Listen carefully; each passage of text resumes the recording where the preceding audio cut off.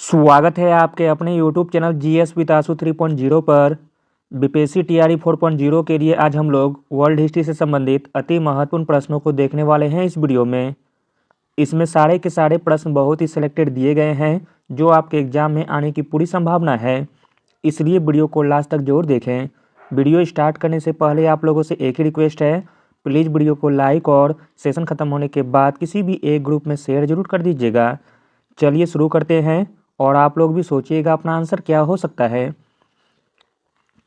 पहला प्रश्न है, किस वर्ष इटली, जापान एवं जर्मनी के बीच त्रिपक्षीय संधि पर साइन किए गए थे?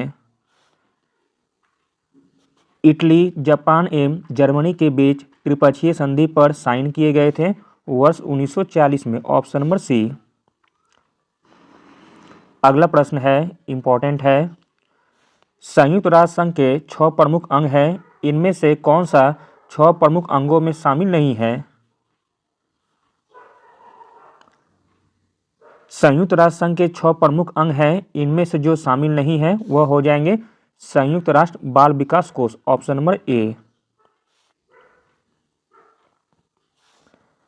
द्वितीय विश्व युद्ध के बाद 24 अक्टूबर 1945 ईस्वी को संयुक्त राष्ट्र की स्थापना की गई, जिसका मुख्य उद्देश्य विश्व में शांति की स्थापना था। संयुक्त राष्ट्र के 6 अंग हैं, महासभा, सचिवालय, ट्रस्टी आदि। संयुक्त राष्ट्र बाल विकास कोष संयुक्त राष्ट्र संघ का अंग नहीं है।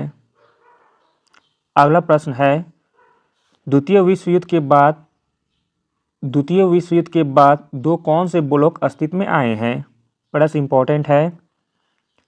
द्वितीय विश्व युद्ध के बाद जो 2 ब्लॉक अस्तित्व में आए हैं वह है अमेरिका के अंतर्गत प्रजातांत्रिक नेतृत्व और रूस के अंतर्गत साम्यवादी ब्लॉक, ऑप्शन नंबर सी।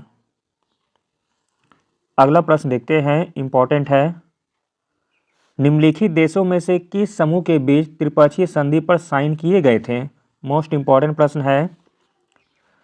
त्रिपक्षीय संधि पर साइन किए गए थे जर्मनी, इटली और जापान के बीच, option number D.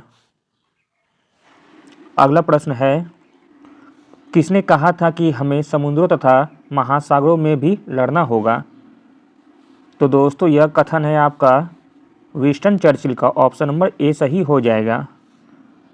Winston Churchill ने कहा था कि हमें समुद्रों तथा महासागरों से भी लड़ना होगा, option number A. Winston Churchill ने कहा था कि हमें समुद्रों तथा महासागरों में भी लड़ना होगा। विंस्टन चर्चिल द्वितीय विश्व युद्ध के दौरान 1940-45 ईस्वी तक ब्रिटेन के प्रधानमंत्री रहे थे। चर्चिल ब्रिटिश इतिहास में सबसे लंबे समय तक सेवा करने वाले राजनेताओं में से एक थे। अगला प्रश्न है, संयुक्त राज्य अमेरिका प्रथम विश्व युद्ध में कब शामिल हुआ? संयुक्त राज्य अमेरिका प्रथम विश्व युद्ध में शामिल हुआ अप्रैल 1917 में, ऑप्शन नंबर डी। सेराजेवो हत्याकांड के बाद प्रथम विश्व युद्ध 1914 ईस्वी में शुरू हुआ, जो 1918 ईस्वी तक चला। संयुक्त राज्य अमेरिका प्रथम विश्व युद्ध में अप्रैल 1917 में शामिल हुआ। युद्ध के बाद 1919 ईस्वी के पेरिस समझौते के माध्यम से शांति की स्थापना की गई थी। अगला प्रश्न देखते हैं, इंपॉर्टेंट है, 8 दिसंबर 1941 को द्वितीय विश्व युद्ध में किसने प्रवेश किया था? प्रश्न इंपॉर्टेंट है। 8 दिसंबर 1941 को द्वितीय विश्व युद्ध में प्रवेश किया था अमेरिका ने, ऑप्शन नंबर सी। अगला प्रश्न देखते हैं, द्वितीय विश्व युद्ध के अंत तक डैश के आरंभ काल के रूप में भी जाना जाता है? आंसर हो जाएगा ऑप्शन नंबर ए, शीत युद्ध के नाम से। अगला प्रश्न है, पेरिस के शांति सम्मेलन 1919 में फ्रांस का प्रतिनिधित्व किसने किया था? मोस्ट इंपॉर्टेंट प्रश्न है।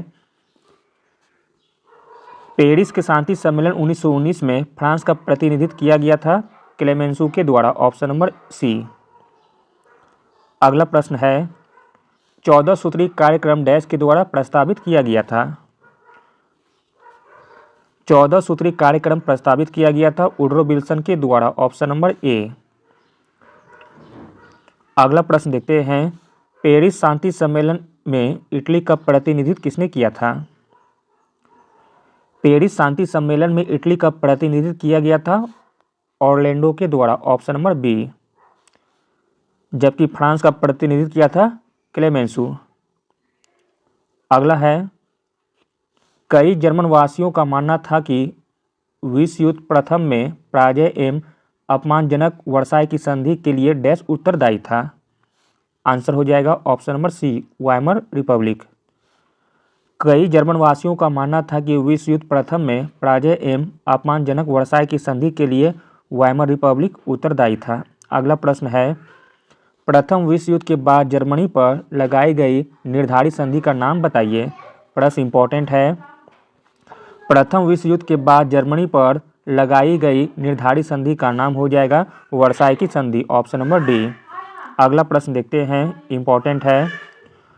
वर्साई की संधि के साथ ही जर्मनी ने अपने उपनिवेशों, आबादी, सेना के साथ ही इसके कोयला और लोह खो दिया। उसने लोहा का कितना % अपने सहयोगियों से खोया था?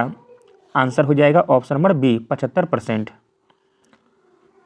अगला प्रश्न देखते हैं, यह प्रश्न रिपीट हो गया है। कई जर्मन वासियों का मानना था कि विश्व युद्ध प्रथम में पराजय एवं अपमानजनक वर्साई की संधि के लिए डैश उत्तरदायी था।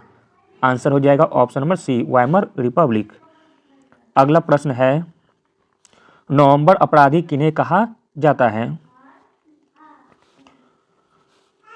नवंबर अपराधी कहा जाता है वाइमर रिपब्लिक को, ऑप्शन नंबर डी सही हो जाएगा। अगला प्रश्न है, प्रथम विश्व युद्ध के पश्चात हस्ताक्षरित वर्साई की संधि ने जर्मनी को तबाह कर दिया क्योंकि? तो दोस्तों इसका राइट आंसर हो जाएगा ऑप्शन नंबर डी, उपयुक्त में से एक से अधिक।